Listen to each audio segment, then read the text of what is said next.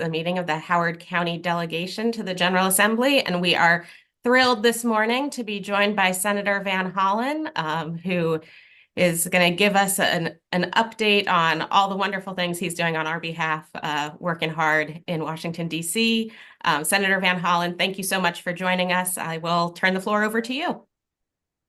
Well, Madam Chair, Delegate Feldmark, thank you for all that you do, Senator Lamb, and to the entire Howard County General Assembly delegation.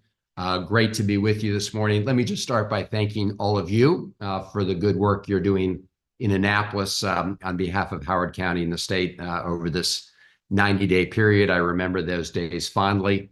I'm glad that you overcame the scare you experienced recently, but was glad to hear everybody was okay and safe.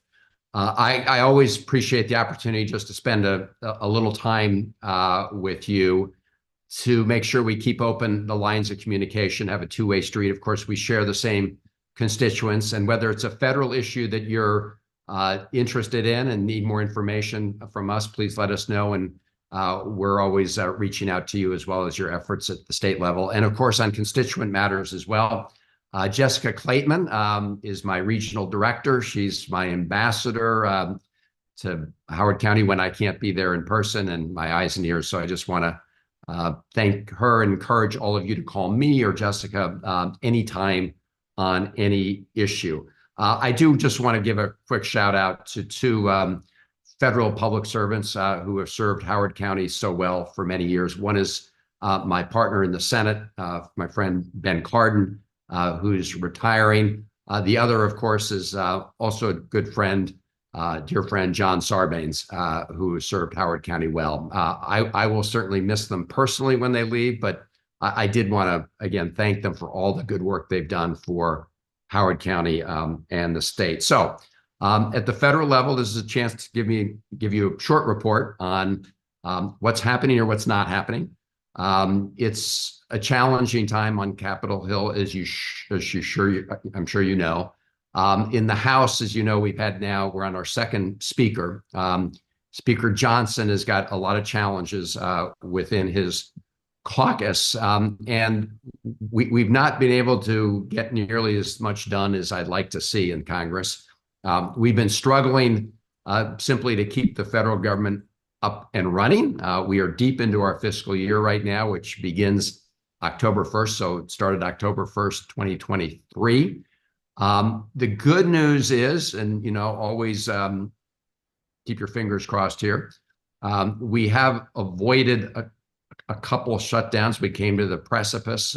There were a lot of folks in the House, some Republicans who wanted to shut down the government. They have not succeeded to date. We want to keep it that way.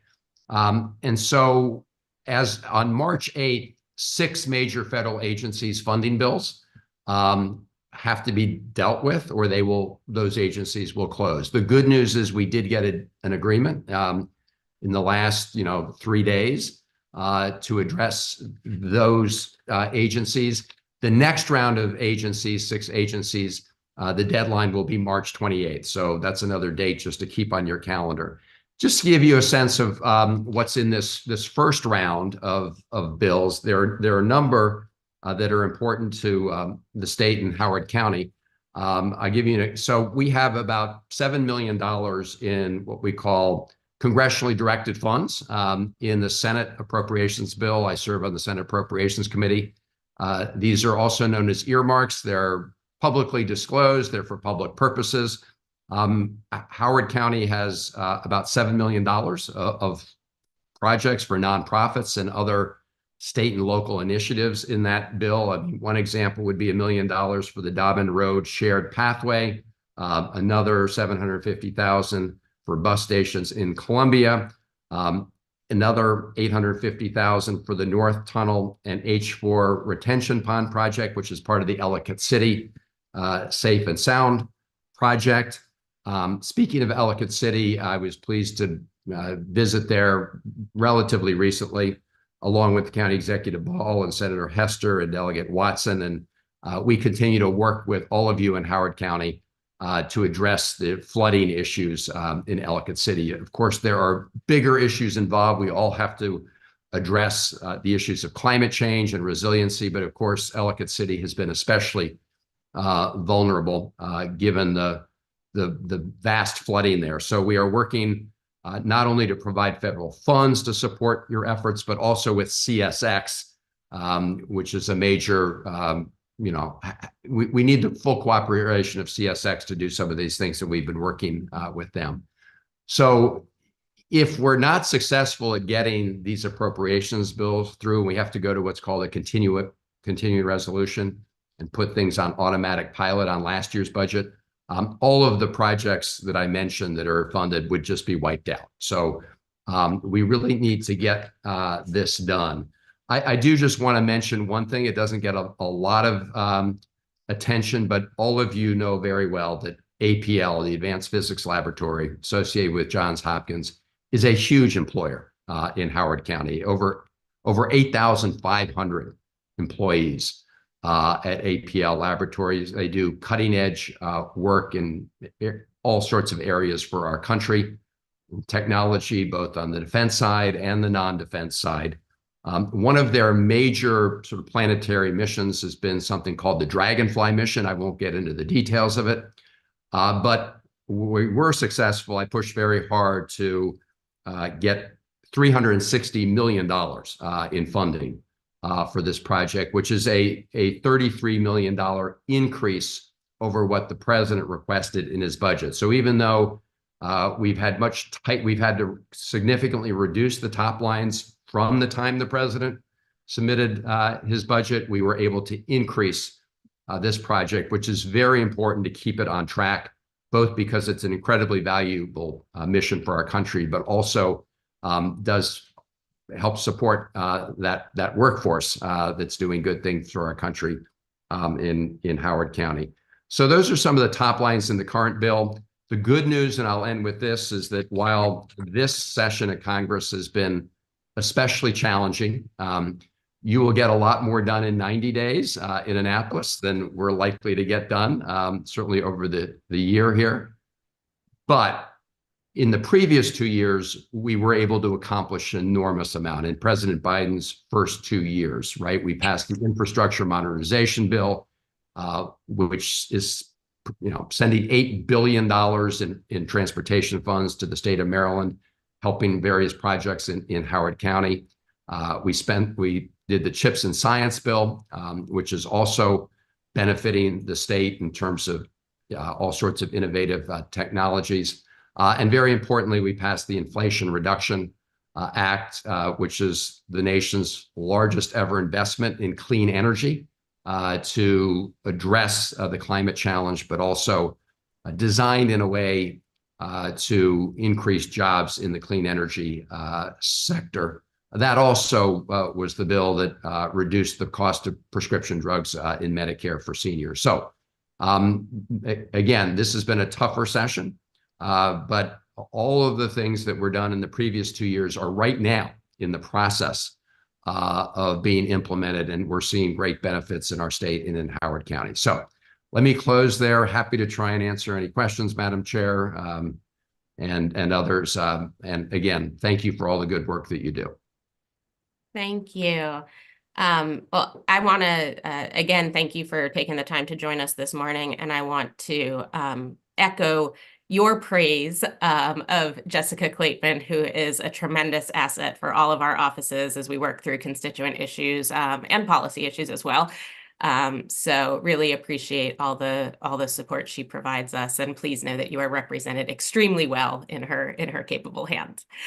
Not seeing any hands yet, I will jump in with a question of my own, and that is really regarding sort of the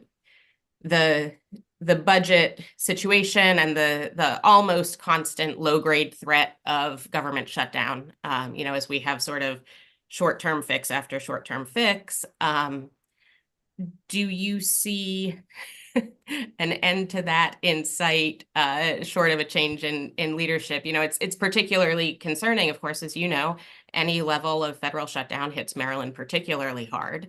And so it is, concerning to have it sort of continually looming out there. Well, you're absolutely right. I mean, the federal government shutdown is, of course, bad for the entire country and people who live, from east to west because of the lack of access to government services and federal employees all over the country. But as you say, in Maryland and places like Howard County, we're especially hard hit because we are home to a lot of good, hardworking federal employees. So, unfortunately, in the current composition of the Congress, this seems to be a ongoing challenge. I think everybody's aware of the fact that the former Speaker of the House, Speaker McCarthy, was ousted by his own caucus because he tried to do what I would consider some common sense things. I didn't agree with him on most things, but he did try to prevent government shutdowns. The new speaker looks like he's trying to do that, but you have a very, what I would argue, very sort of extreme element of that caucus that is literally trying to shut down the government. I mean, they were arguing they should shut down the government. So I cannot give you right now confidence that in the current configuration, we won't continue to face these. And as you said, of course, new leadership and new composition in the House and Senate could change that going forward. Thank you. Delegate Wu. Thank you, Madam Chair. Good morning, Senator. Nice to see you again. You too, Delegate Wu. So I have one question about, earlier you talked about some project for Howard County from the federal government. And how do we know like those projects have been picked up? Is there any channel like we can promote a certain project which benefit Howard County with your office? Yeah, absolutely. And I will have my team, and Jessica Clayton can also make sure that you get the information. So this is an annual process now. Every year we do our very best to try to inform stakeholders, organizations at the grassroots as well as the county level about the opportunities to apply. Now there are very stringent conditions, of course, and this is rightly a very transparent process. Everybody's got to make the case that their proposal is a good use of federal funds, and it cannot be a source of ongoing funding for an organization, right? The idea is to provide sort of one-time support to get worthy initiatives off the ground in the early stages, and then they become self-sustaining. In some cases, they take a form of a capital construction, so it may be a building for like a Boys and Girls Club, for example. So the bottom line is that we begin the process. We've already begun this process for the fiscal year we're going to enter. So the president will be giving the State of the Union address this Thursday. Shortly after that, the president will propose and submit his budget for fiscal year 2025, which begins October 1st of this year, 2024. That will then kick off another, when he submits that budget, that kicks off the next year's budget. So we're still trying to finish last year's fiscal year budget as we kick off the new one, but that's when we will be continuing to look at proposals. We submit them to the Appropriations Committee. They're vetted by their staff as well, and by the federal agencies where these programs or where the funding for these programs lie. Thank you very much. I'm looking forward to the information. Absolutely. Any other questions for Senator Van Hollen? Okay. Oh, Delegate Hill. Thank you, Senator. Thanks for being here. And I'm sorry to have come on a little late. Did you speak to, and if not, could you talk a little bit about where you see the housing solutions coming from the federal government, or how limited are we in what the federal government's going to be able to do in this time to help Maryland, but across the country? with this critical issue. Right. Well, it's great to see Delegate Hill, and thank you for your work on this issue, the housing issue and other issues. So as you said, I mean, affordable housing remains one of the most critical issues we are all facing around the country, Maryland and in Howard County, as you know well. So we are, as part of the current budget, we have been able to protect many of the existing federal housing programs, including, Section 8 voucher programs. Now, we have to address the housing affordability crisis from two ends, in my view. One is the supply side, and we are also pushing to increase things like the low-income housing tax credit to incentivize the greater production of affordable housing. And there are other federal programs that try to increase the supply side. And at the same time, things like the choice voucher program, trying to boost that. I have a bipartisan bill I've introduced. We continue to push for it. We did get a pilot program implemented a number of years ago that's designed to especially focus on helping families with young kids with affordable housing, including wraparound services and allowing them to make sure that they have more opportunities overall. So big issue. Good news. We have, I think, successfully protected as best we can existing federal housing programs within this current budget, which has been cut from the top line considerably since the time the president submitted it last year. On the bad news side is, in my view, we need to be really investing and doing a lot more as a country. And my hope is that we'll be able to do that in the future. That's why I've introduced some of the bills I have. And if I may follow up, Madam Chair, just is there any bipartisan appetite for this, or is there not enough pain across the country yet for there to be a real bipartisan effort on this issue?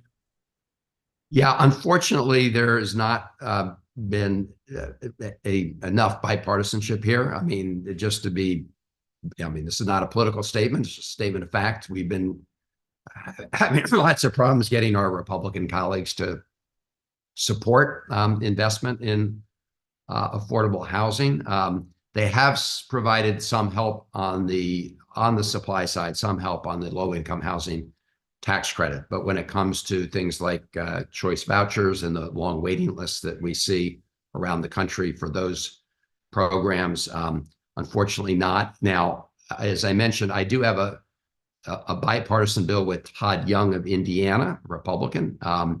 And this is a good, innovative bill. The problem we do have, just in terms of the political math, is that we don't have any, today, we don't have any other Republicans really that have joined him in this effort. He's been a leader in this effort on the Republican side, and we need more recruits over there.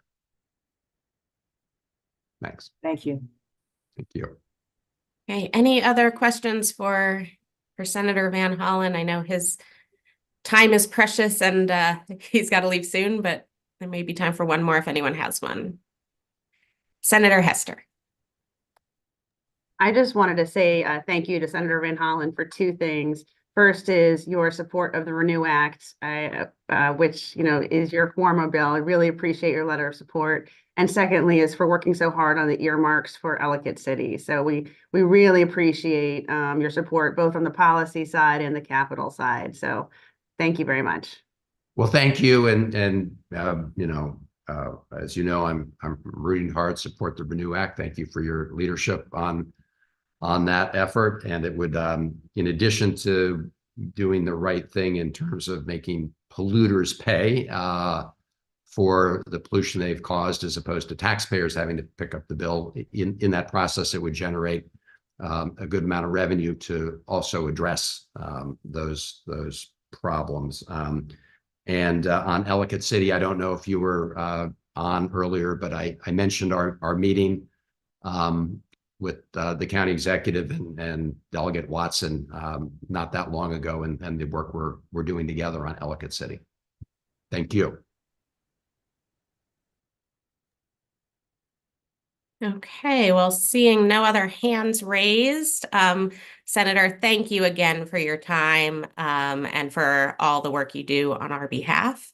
And, Well, I thank look you, and forward I'll to let you speaking get again back to soon. work too. I know you've got a All big, right.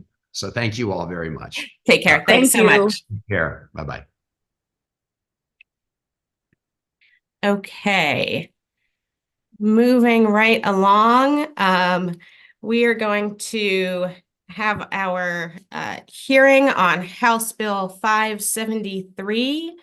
And we have Delegate Simmons from District 12B here to present the legislation.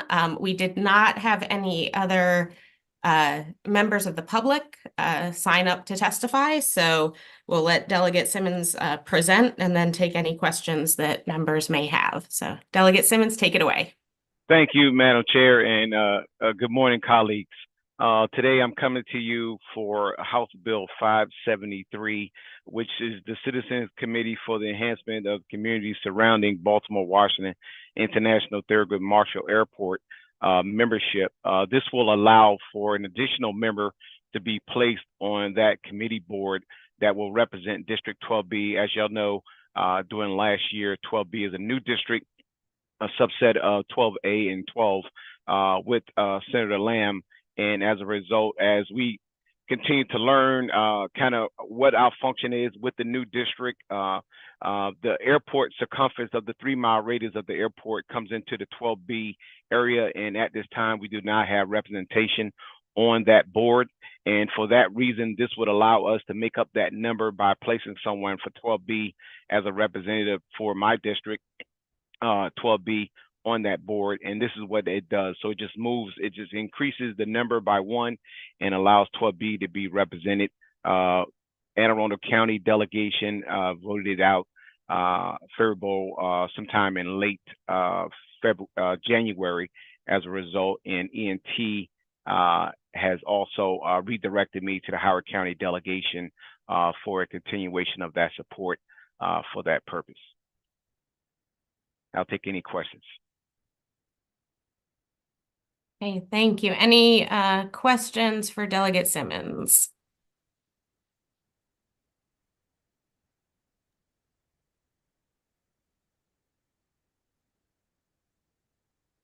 Senator Hester. Sorry, I was just looking for the bill file. Delegate Simmons, I mean, it sounds like a really commonplace, makes sense bill. Has there been any opposition?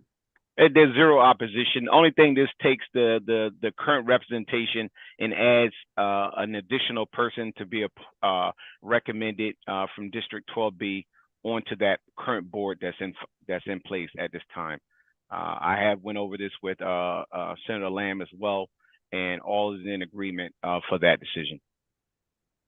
Sounds good. Okay.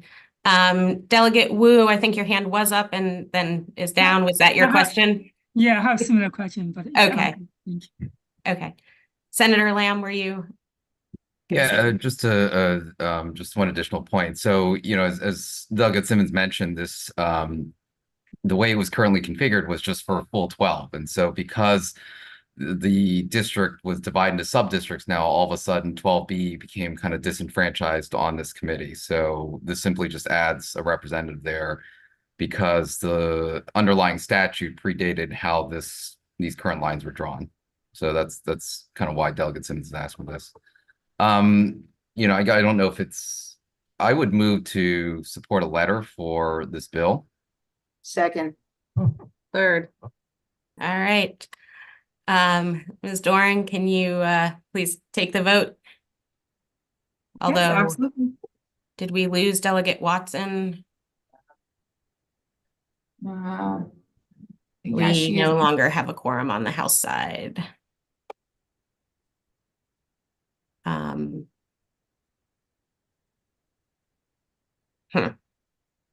we Find somebody leave the vote Let open me for the end see. of the day? whether to change. I don't know, when we leave the vote open, we generally say it can't change the outcome, and I'm not sure we have an outcome if there's not a quorum.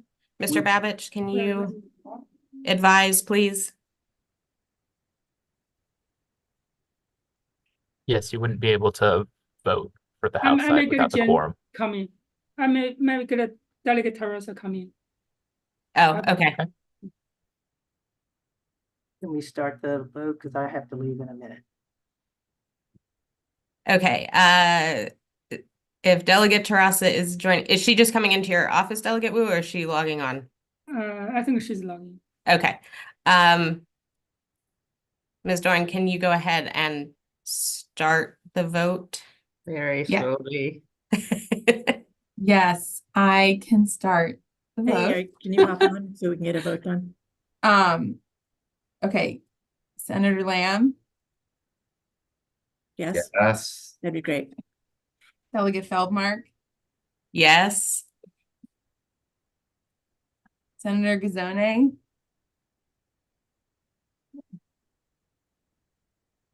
Senator Hester, Yes. I believe we have quorum now. Thank you. Uh, Delegate Atterbury, Delegate Gazone, Yes, Delegate Hill, Yes. Delegate Terraza, Can somebody tell me which bill we're voting on? This is 573, the adding a representative from District 12B to the Yes. BWI. Okay. Delegate hold on, Delegate Watson's joining. I'm going to give her just a second so she can, because I'm right about to ask. Delegate Watson, we're taking the vote. Do you vote in favor of 573?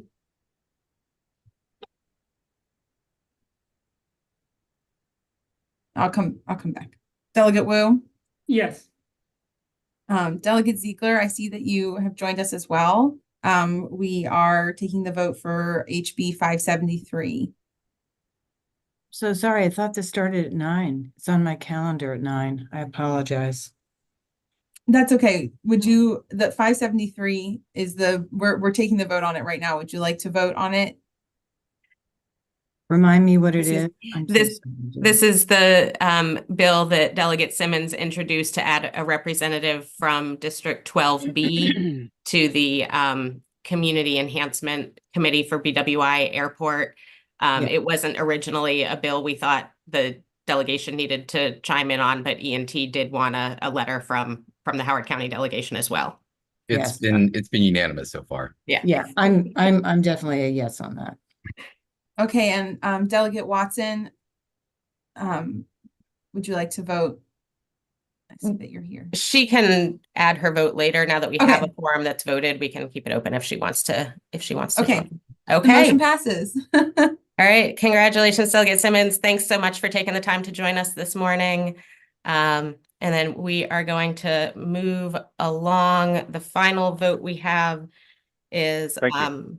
for HOCO 424. This was the notice for landlords to inform renters about the Columbia Association and Village documents and their rights as tenants renting within areas of CA or subject to the CA lien.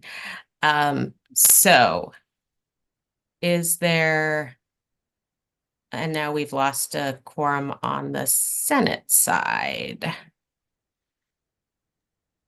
I think what you can do is just vote for it on the Senate bills in rules right now. The intention is to draw them out of rules later, but Okay. you So we have can bills that just are active on do your the side. So I would House just on the- recommend that the Okay. House, yeah. Okay. So is there a motion? Delegate Wu. Thank you, Madam Chair. So that's the amended version, right? Yes. Okay. Thank you. Delegate Terasa. Can somebody quickly remind me what happened with that? I don't remember the status. So it is essentially just requiring notice for the landlords to give tenants notice of that they are renting in a property that is subject to the CA lien and what their rights under that include. Okay, that's fine. Great. Do you need a motion? Or we already have? Yes. So, Oh. so Did you move the bill, Chow? I'm sorry. Or were you just- I move. okay, Okay. then I'll for the second it. menu. Ms. Doran, can you please call the vote just for the House delegation? Absolutely. Delegate Feldmark, Yes. Delegate Atterbury, Delegate Gazone, Yes. Delegate Hill, She seems to. Delegate Terraza, Yes. Delegate Watson, Delegate Wu, Yes. Delegate Ziegler. Yes. The motion passes the House. Okay, thank you. So we'll go ahead and get the House letter for the House bill, and Senator Lamb, you all can take up the Senate bill, working on getting it out of rules. Does that sound right? Good. Sounds Okay. good. And I think just for reference, I think we have done for support letters, we have done like email around for votes or walking votes where we just have people sign off on a sheet of paper. So, just for future reference. Okay. Well, I think whenever possible, it's good to vote in a in a meeting when we're live streaming. But yes, we will try to get that in as quickly as possible. Okay, thank you all. Take care.